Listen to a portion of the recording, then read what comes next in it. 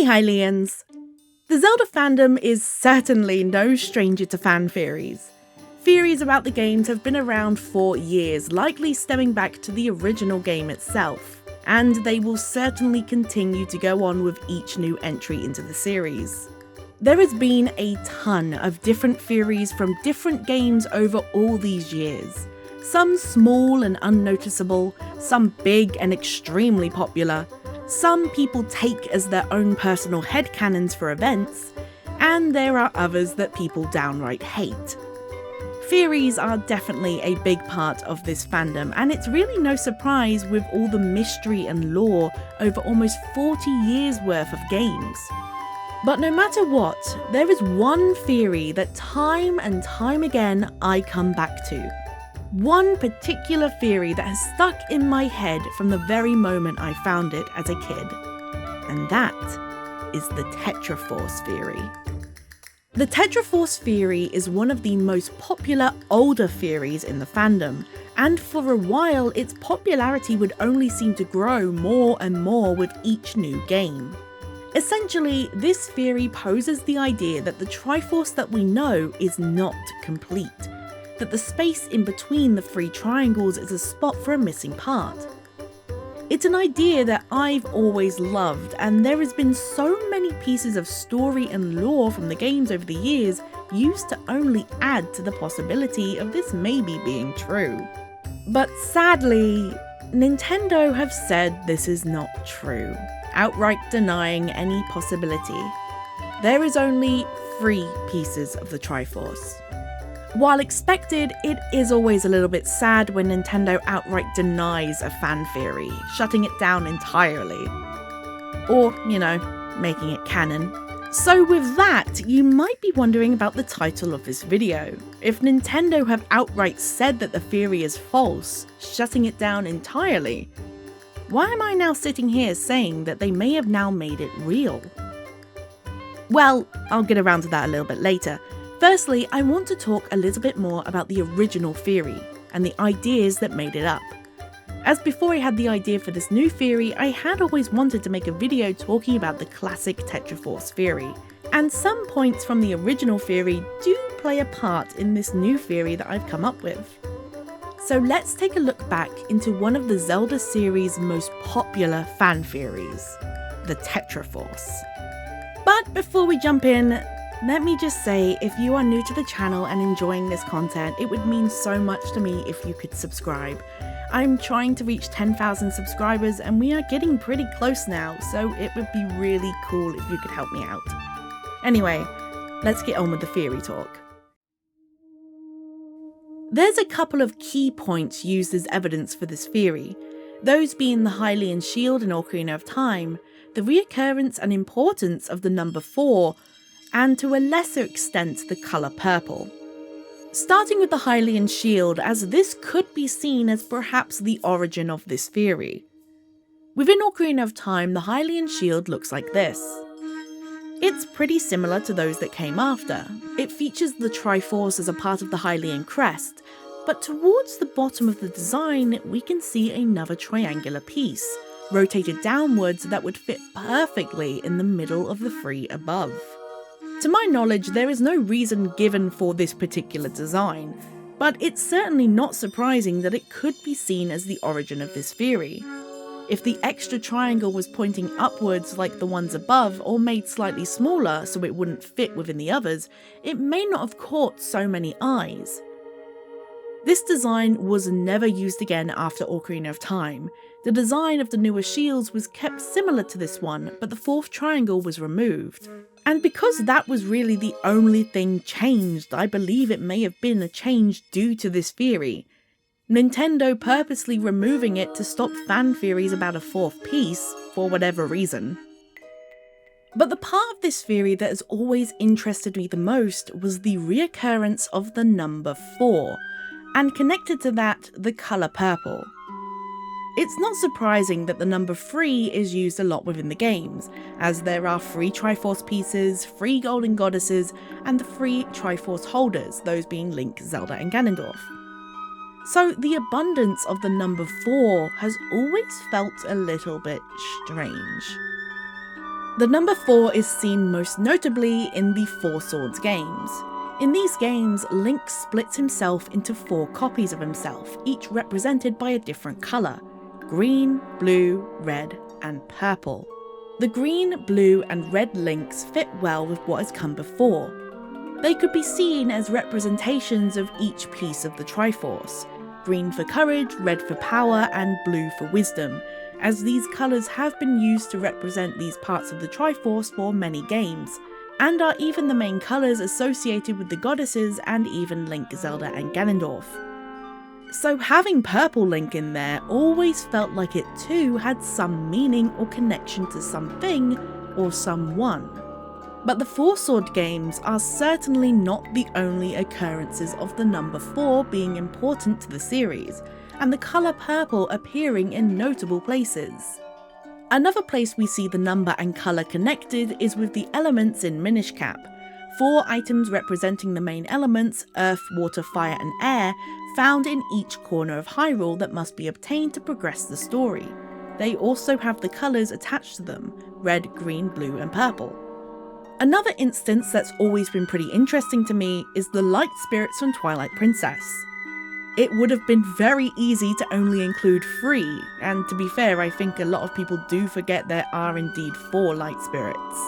Faron, Eldin and Lanayru watch over their respective regions of Hyrule, but we also have Ordona, who watches over Orden. Ordona, like Orden itself, is not classed as a part of Hyrule. It exists outside the borders of the kingdom, almost like a missing piece. And it is mentioned by Lanayru at one point that when sealing away the ancient evil power of the Twilight, it was only 3 of the light spirits that took part, likely only those within Hyrule. And this is where we come to the property of this supposed missing piece. Obviously, the existing Triforce pieces have a power or virtue attached to them, so this supposed missing piece would too. And it was believed by many that this missing piece would represent shadow or evil, stemming mainly from the colour associated with this piece, along with the fact it was oriented to face downwards. And this idea didn't even end up being too far-fetched. The idea of a shadow Triforce even somewhat came true with A Link Between Worlds, where the Triforce of Lorule is oriented to face downwards and coloured black. The people of Lorule are also commonly shown to be wearing purple clothing and even having purple hair or other features. Purple is also prominently used to represent shadow in games like Ocarina of Time, where the colour is used for the Sage's Medallion of Shadow. It's also used quite a lot in the colour of many villains' magic, that connecting it with evil. And it's not just the magic that's purple. The colour's used a lot within villains in the series in general, Vati and Majora being the most commonly talked about in terms of this theory. And that brings us to who would represent this Triforce piece, as there is surprisingly a large amount of names used as possibilities.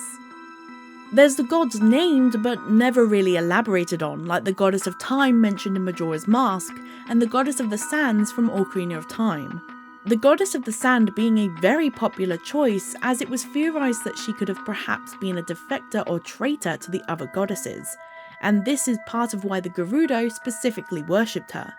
Majora is also a name brought up quite a bit. As no one knows exactly what Majora is, the idea of it being some kind of god or demon is very plausible, with the colour of Majora also being purple and the character being this chaotic, powerful monster. It could be seen as some kind of trickster god banished by the goddesses to another realm, who would later then be worshipped by a dark tribe, its power sealed within the mask we all know. Continuing with gods and demons, we obviously have Demise, though surprisingly his name was never brought up as much as others. With him being a far more fleshed out character compared to some of the others I'll mention, and being an all-powerful demon who has a direct impact on the entire timeline, it's easy to see why he could be seen as the missing piece. The fierce deity is another character often mentioned, again in a similar vein to Majora, being this all-powerful entity that we really know nothing about. It gives fans just enough to theorise about who they could really be, and being an actual deity could put them on similar ground to the Golden Goddesses. Finally, we have Hylian. As another goddess who is actually entrusted to look out over the Triforce, I can see how you could possibly make her a part of it. Out of everyone listed here, she is by far the closest in connection to not only the Triforce, but also the Golden Goddesses. So as you can definitely see, there is certainly a lot of little pieces that added to this theory over the years, and it really is no surprise that it is such a popular idea. The idea alone that the Triforce had a secret fourth piece has always been compelling, but when you add in all of the little details from all of the games over all these years, it just gets more and more interesting and plausible. But as I said at the beginning, Nintendo have basically confirmed this theory to be completely false by saying there is no fourth piece of the Triforce. So we come back to the question, why am I now sitting here, making this video, saying that they now have made it real? Well, Nintendo said there is no fourth piece, and I agree, I don't think there's a fourth piece. But I do think there is something to the space in the Triforce's design. And this whole idea comes from a game that I don't think anyone expected to give us as much lore as it did. A tiny little game called Echoes of Wisdom. When Echoes of Wisdom was announced, I think most of us had the same idea of what this game would be. That the game would be a small, simple adventure as a way to finally introduce Zelda as an actual playable character. Although we got to see Ganon and the strange rifts in the trailers, I was definitely under the idea that this game would be pretty simple, and it certainly wouldn't include some world-destroying threat or cosmic horror. It would just be a chill adventure. I was certainly wrong now, wasn't I? Because Echoes of Wisdom ended up giving us one of the biggest pieces of lore the series has seen in an extremely long time. Lore that fundamentally changed a huge part of the series we all thought we knew. Since Ocarina of Time, we have been told the creation of Hyrule, how the three golden goddesses appeared from the heavens and worked together to create the land the kingdom would eventually be built within. When they departed, they left the Triforce, an item of great power that would be left in the Sacred Realm, the location where they exited the world. This story has been told many times in the series. Every Zelda fan knows the creation of Hyrule. But it's this story that has now been changed. Within Echoes of Wisdom, we are told that the goddesses not only created Hyrule, but the entire world. Something I think we could have possibly guessed, but it was never outright confirmed. But that's not all, because there was a reason as to why the goddesses created the world. Before the world was created, there was only void, nothing, space. Well, there was something. A creature that would simply become known as Null. This creature lived in the void. It revelled in the nothingness that it was and it created. And it was because of this creature that there was nothing, because it destroyed anything it found. It seems that the goddesses over time had tried to create something within the void, to bring life to the darkness, but Null destroyed it every time. And so one day the three decided to bring an end to Null so that they could finally bring life to darkness. But you can't simply kill something that is nothing. And so with all their strength, the three golden goddesses worked together to create a new, beautiful world. And they created it around Null, sealing the entity inside their creation, deep below the crust in the depths of the earth. I agree with Nintendo. I don't think there's a fourth piece of the Triforce, because I think the Triforce represents the goddesses' battle against Null and how it was sealed away. The triangles of the Triforce representing each of the goddesses, along with the world that they created together. The empty space in the middle literally representing the nothingness that they sealed at the center of the world. There is no middle piece, because Null is nothingness. Not only does this work for the symbolism point, but it also works with many of the other points brought up in the original Tetraforce theory. Null is very purple, and all the rifts it creates around Hyrule, along with the still world itself, are purple. There is also no doubt that Null is evil, reveling in destruction and wanting the world to return to nothingness. And with how strong and powerful Null is, they could definitely be seen as some kind of god by the people of the world. And so if Null was connected to the Triforce, these elements could be pulled into why something like the purple link from Four Swords could exist. Green, red and blue represent the goddesses, while purple represents Null, and all of them come together to represent each part of the Triforce. Purple Link is definitely not evil, but he would be still representing that part of the Triforce. Null is not only the reason that the world exists, but the reason that Hyrule and the Triforce exist, so it being represented through the Triforce design would be a great way to represent this. It could even be that the Triforce was created by the goddesses specifically to fight against Null if it ever broke out. They knew what they sealed away and they wanted to leave a way to fight against it. They never knew that leaving the Triforce behind would eventually lead to even more evil. And so that's why I think the Tetraforce has actually become real. Nintendo only ever said that there wasn't a fourth piece, that the Triforce was only 3. They never said that the gap in the middle didn't mean anything at all. Perhaps we were onto something with the original Tetraforce theory. We just simply didn't need to add the extra piece, because in a way, it was already there.